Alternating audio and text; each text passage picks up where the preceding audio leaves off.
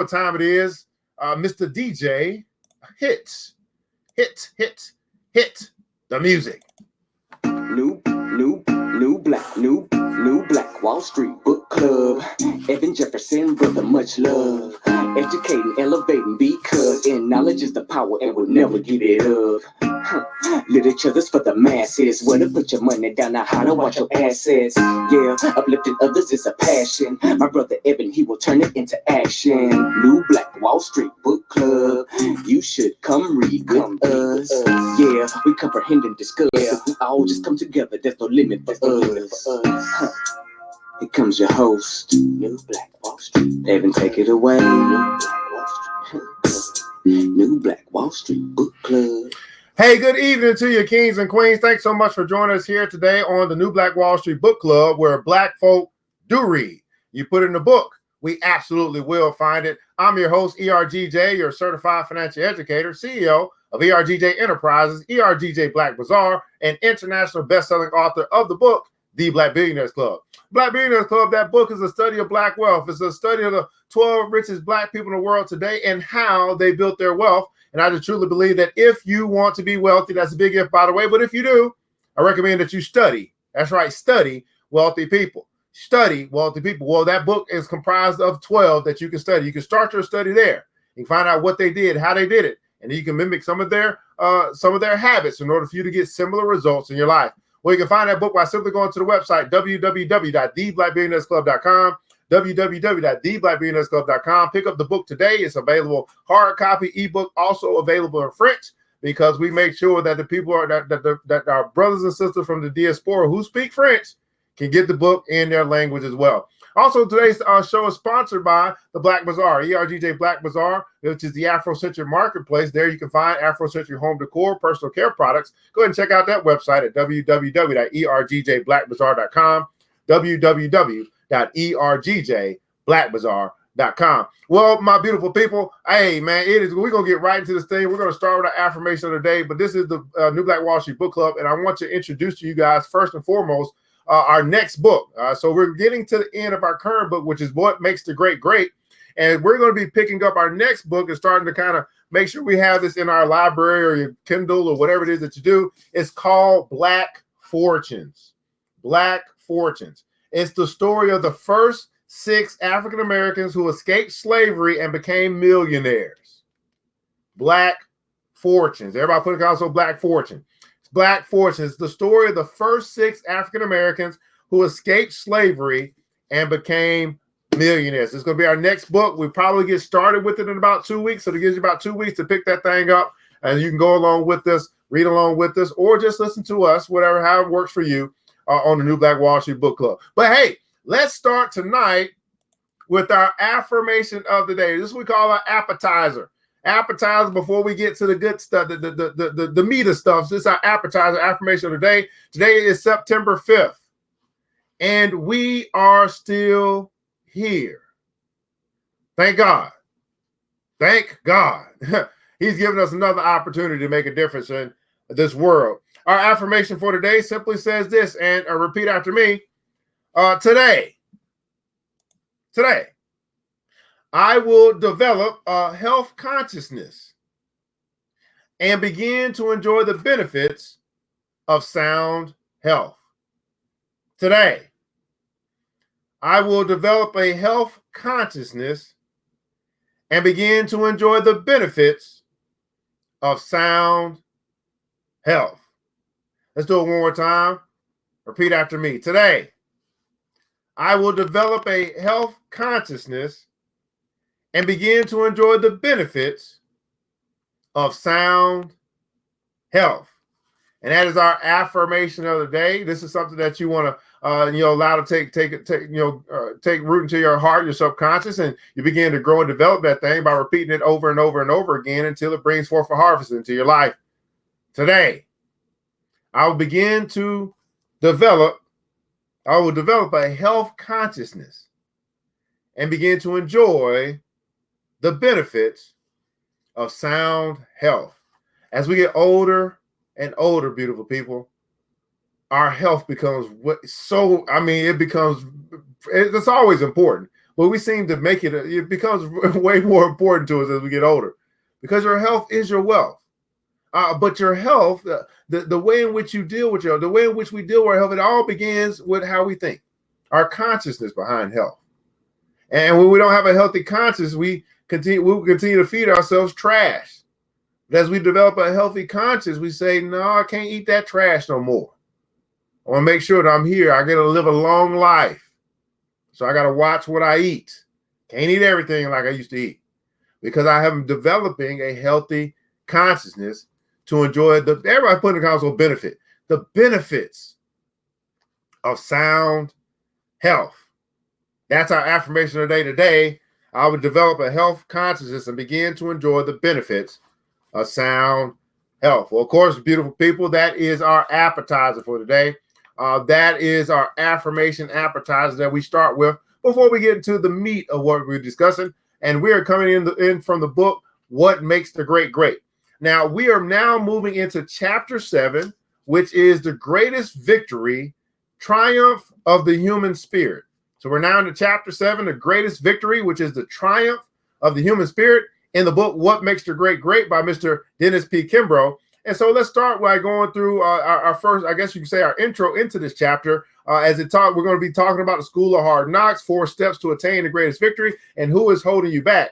And he always starts by giving us a few quotes to kind of give us a foundation for his chapters. And so here's the quotes that he's picked for his chapter 7, the greatest victory. One from Thomas Paine. It says this, and I quote, "The harder the conflict, the more glorious the triumph. What we obtain too cheap, we esteem too lightly. 'Tis dearness only that gives everything its value. The harder the conflict, the more glorious the triumph. What we obtain too cheap, we esteem too lightly. 'Tis dearness only that gives everything its value." That's our first quote from Thomas Paine. Second quote for this chapter, The Greatest Victory. It comes from Seneca. And I quote, "The good things of prosperity are to be wished, but the good things that belong to adversity are to be admired." The good things of prosperity are to be wished, but the good things that belong to adversity are to be admired. That comes from Seneca. Here's our third quote for this chapter, The Greatest Victory, Triumph for the Human Spirit, from James J. Corbett. And I quote, "When your feet are so tired that you have to shuffle back to the center of the ring, fight one more round. When your arms are so tired that you can hardly lift your hands to come on guard, fight one more round. When your nose is bleeding and your eyes are black and you're so tired that you wish your opponent would crack you on the jaw and put you out to sleep, fight one more round. Remember, the man who always fights one more round is never whipped."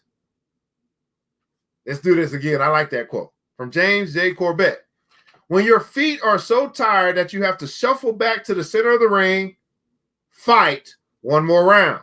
When your arms are so tired that you can hardly lift your hands to come on guard, fight one more round. When your nose is bleeding, your eyes are black, and you are so tired that you wish your opponent would crack you on the jaw and put you out to sleep, fight one more round. Remember, the man who always fights one more round is never whipped."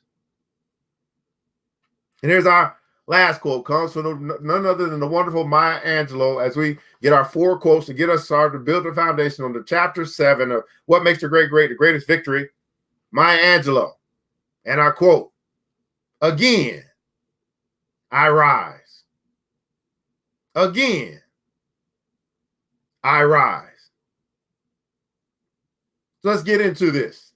The greatest victory, triumph of the human spirit. Let's read. "What is it about the human psyche that gives us the power to hold on?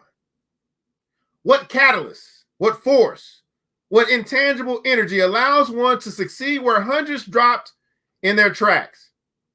We hear a great deal of talk about genius and talents, intellect, personality, vision, and courage. playing a large part in one's success. Yet, it's true. All of these factors are important elements. Yet the possession of any or all of these traits, unaccompanied by the greatest victory, will not ensure success. What power trounces tragedy, devastates defeat, conquers chaos, routs ruin, and brushes aside misfortune? What makes you so strong? There's a quality of personality that the truly great possess, no matter how they differ otherwise. Call it a sense of quiet assurance, but never mistake it for lack of a backbone. It's that low-key attitude of command based on self-knowledge that effectively says, I've been tried in some tough situations and I passed the test. I know who I am. There's no need to impress anyone else with regard to my own importance. Life comes equipped with hazard and pain. Though we may try to escape these maladies, we search for a smooth path, for comfort and security, for cheering friends and unbroken success. But the Creator ordains storms and disasters, hostilities and sufferings, and the grand question of whether or not we shall reach our objectives in spite of these challenges rests within the heart and soul of the divine. What makes you so strong? Many people whom we consider great have overcome incredible struggles. More than a few have seen everything go up in smoke. Some have endured disease, loss of family and friends, homelessness, bankruptcy, bouts of depression bordering on suicide, or accidents so horrific it seems a miracle the victim survived. All have danced with disaster. Yet it isn't the tragedy that forms the essence of a great comeback. Yet it's the individual's tenacity, perseverance, will to win, and the triumph of the human spirit. Everybody put in also hashtag triumph. The triumph, triumph, of the human spirit. If you lack this trait by nature, you must cultivate it. With it, you can succeed. You can make difficulties easier. You can make opposition give way. You can force doubt and hesitancy to yield to confidence and assurance. How many centuries of justice would it take to produce a Martin Luther King? As blessed as fairness is, it could never craft a Jackie Robinson. Few knew Barbara Jordan until the great weight of discrimination and sexism showed on her face. It was poverty that made Clara Hale rich. Decades of wealth couldn't create a single Fannie Lou Hamer. Perhaps Nat Turner and Denmark Vesey would have never been known to history had it not been for slavery. And as fortunate as it was, as unfortunate as it was, it took death, not life, to call forth Merle Evers. When you challenge the human spirit, you demand the best. When you challenge the human spirit, you demand the best. The greatest the greatest victory, triumph of the human spirit. He never let deafness stand in the way of his dream. He never let deafness stand in the way of his dream. Kenny Walker, age 5, was playing with his 6-year-old brother Gus near their Denver home. "What's that funny looking thing in your ear, kid?" a neighborhood boy yelled at Kenny. Kenny didn't answer. He didn't even know he was being taunted about the hearing aid he had just been fitted for. But Gus knew. "You deaf?" the bully teased.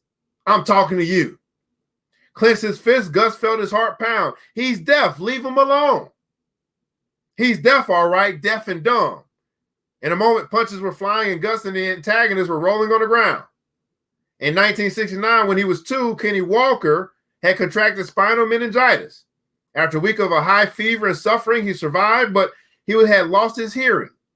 Times were tough for his parents, Julia and Fred Walker, and their 6 children who lived in Crane, a tiny Texas town. When marital difficulties caused the parents to separate, Kenny's mother, a cafeteria worker, moved to Denver where her son could receive special instruction in sign language, lip reading, and speech therapy. School wasn't easy for the shy boy. Even with his hearing aid, he could barely pick up the sound of his own voice. Hoping to help, Alice Avstree, an instructor for the hearing impaired, took Kenny to speech therapy twice a week after school. She could see him struggling, his inability to communicate, and all the changes in his young life that had built up great frustration in him. Imprisoned by his handicap, he tried to speak, but the sounds were garbled.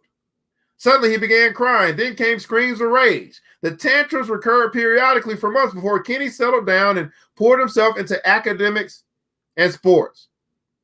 Kenny enjoyed basketball, but the sport he loved most was football. Neighborhood boys spent hours playing a rough, freewheeling game in the street. When other children learned that their playmate was deaf, they always chose him last, underestimating his ability.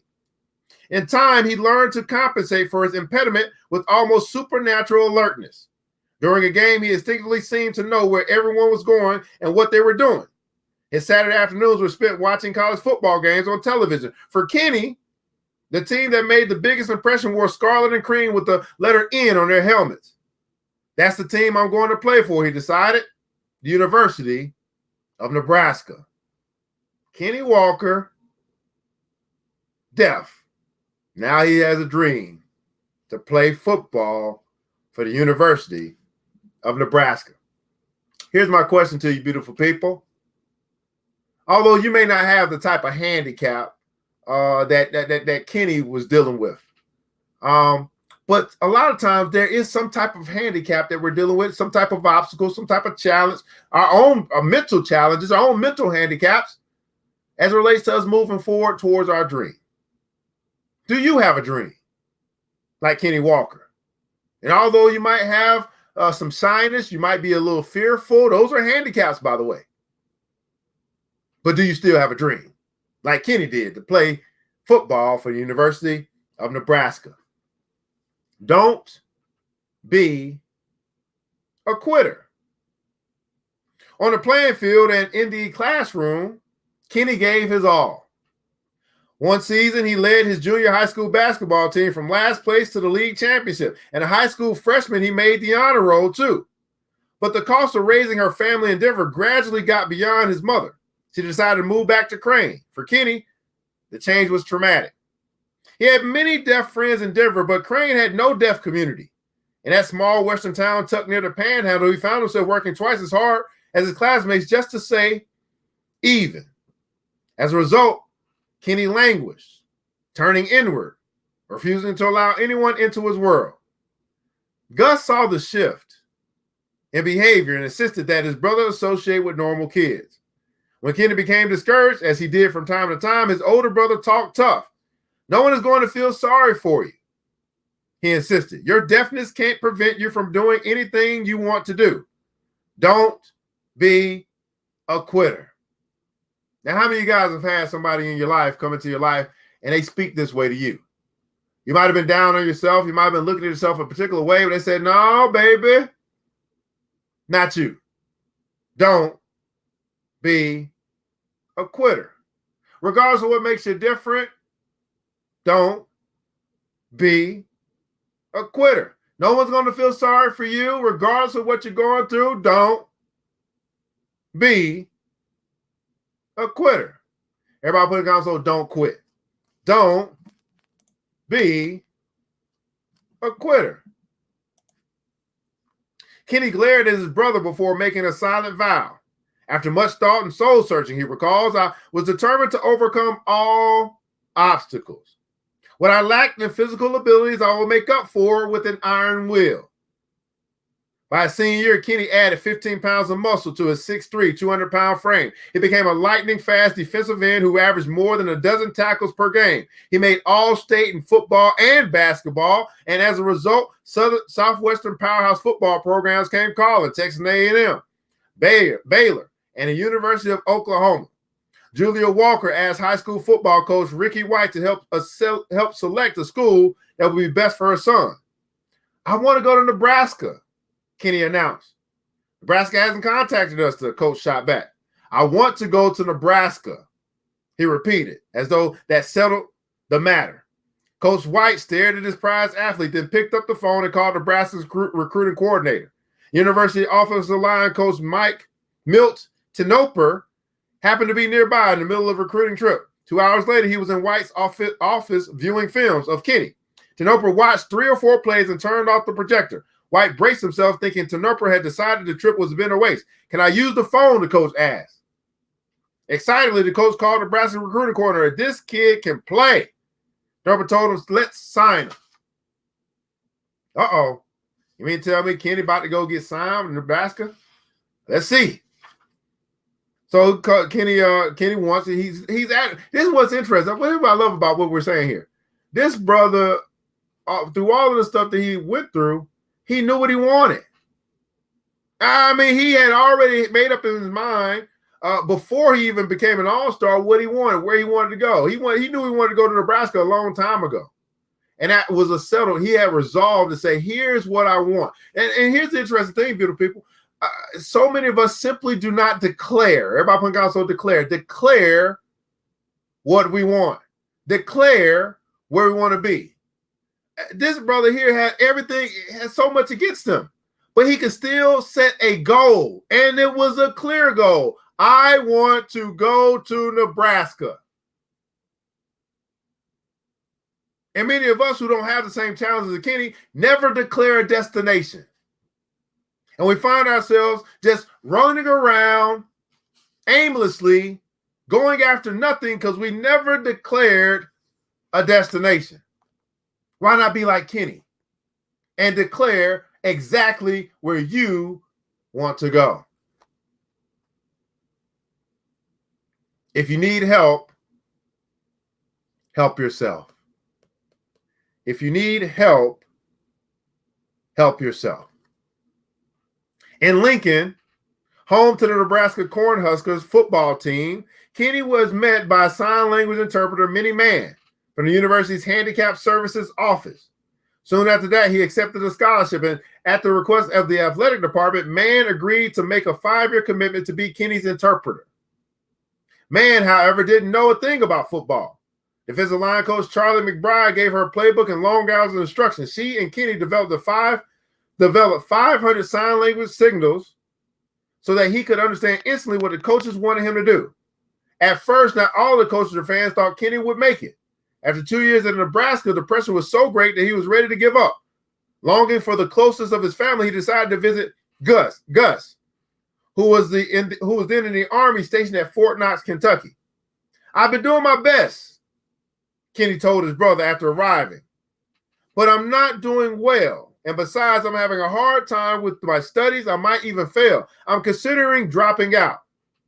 He loved children, though, and Kenny told his brother, "I'd like to be a school teacher for deaf kids." "A teacher needs a college education," Gus snapped. "So forget about dropping out of school. You got to give it your best shot." Kenny spent a month with Gus and returned to Lincoln rejuvenated. That fall, he played with a passion and soon found himself the focus of national media attention. By his senior year, Kenny had become a dominating defensive end.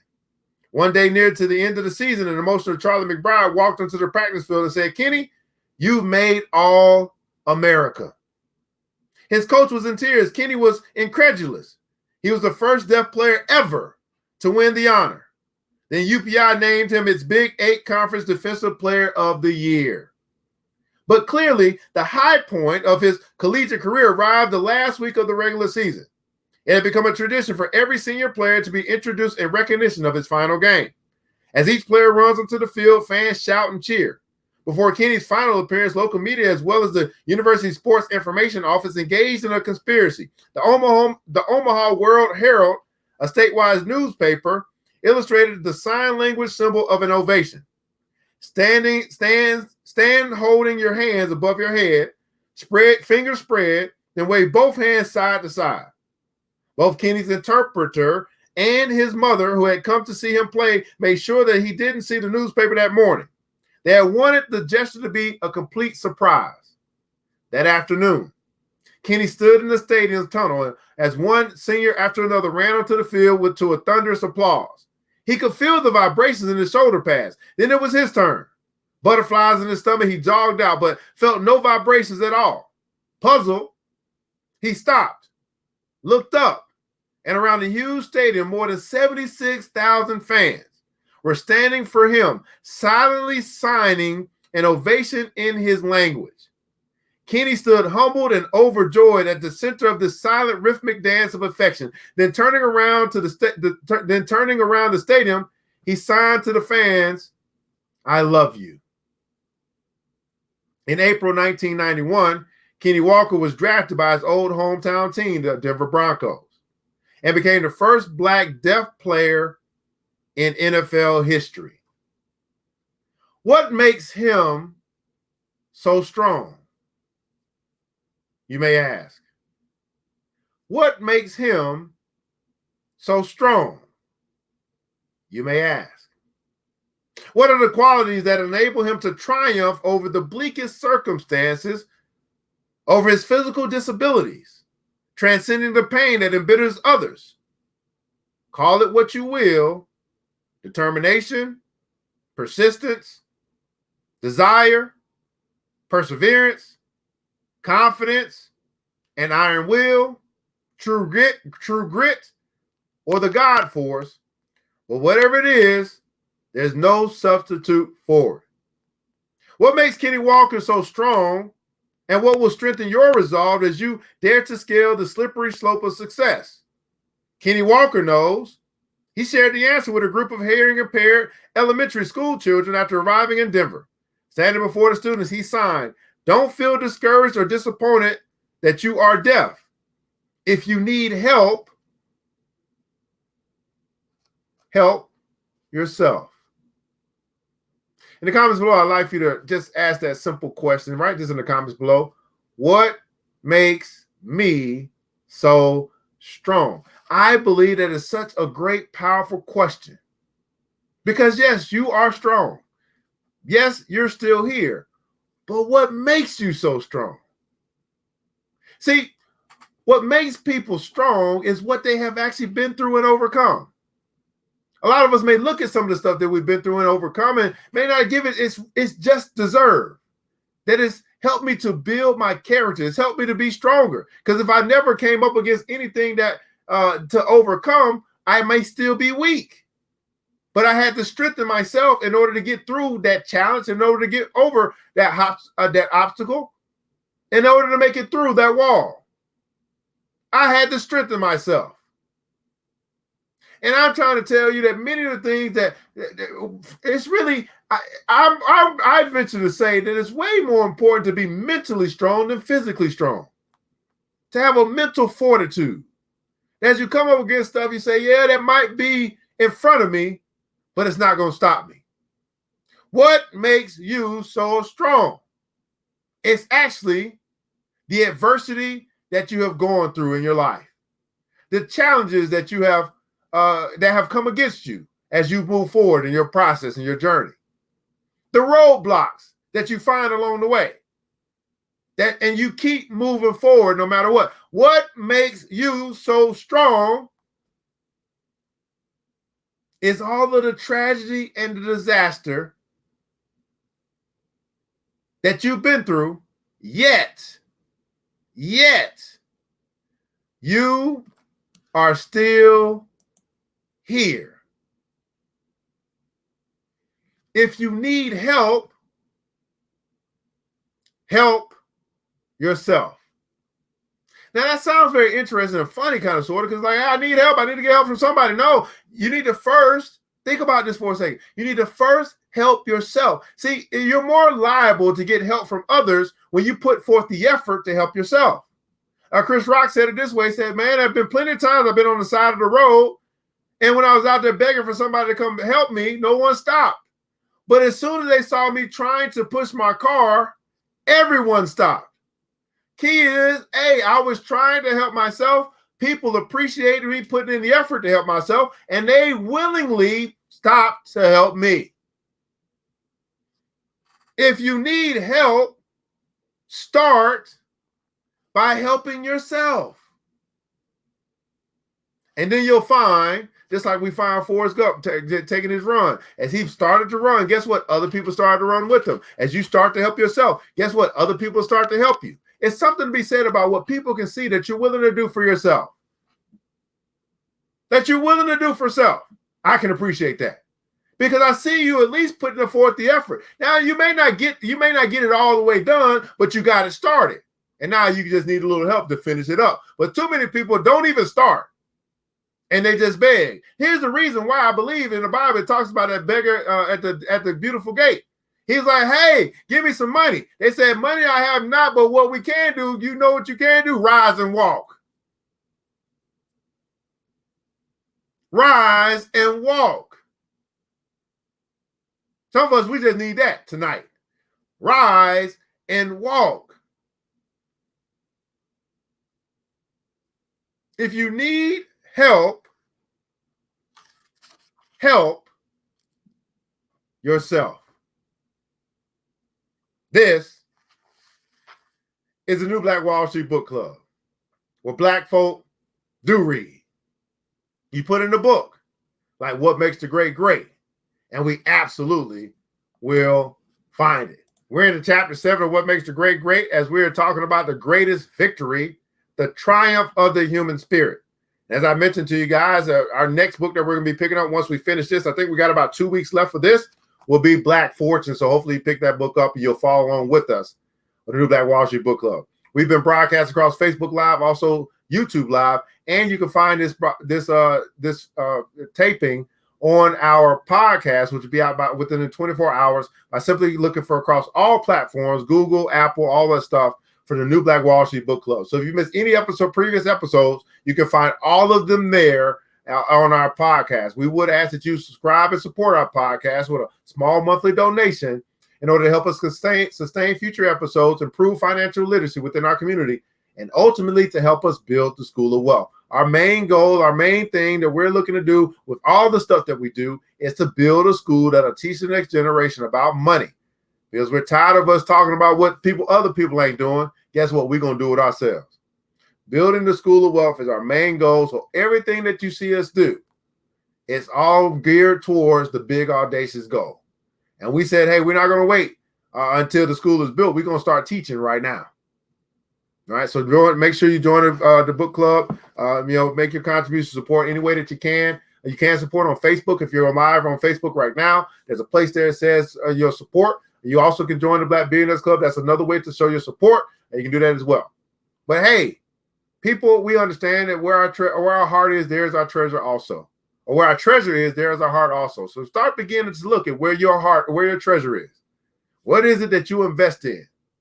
And does that you invest in, that you literally look at your bank statement, you literally look at your credit cards and see, where have I spent my money? Then ask yourself, does that align with my value system? What I find too often that many of us are misaligned. We say one thing, but yet we do another. And one of the telltale signs is where you spend your money. Where you spend your money. Does that align with what you say that you value? Well, beautiful people, I want to say thanks so much for tuning in to today's episode. And I want you to remember this, that it takes a village, and it starts with us. Let's build as we climb together. We all we got, people.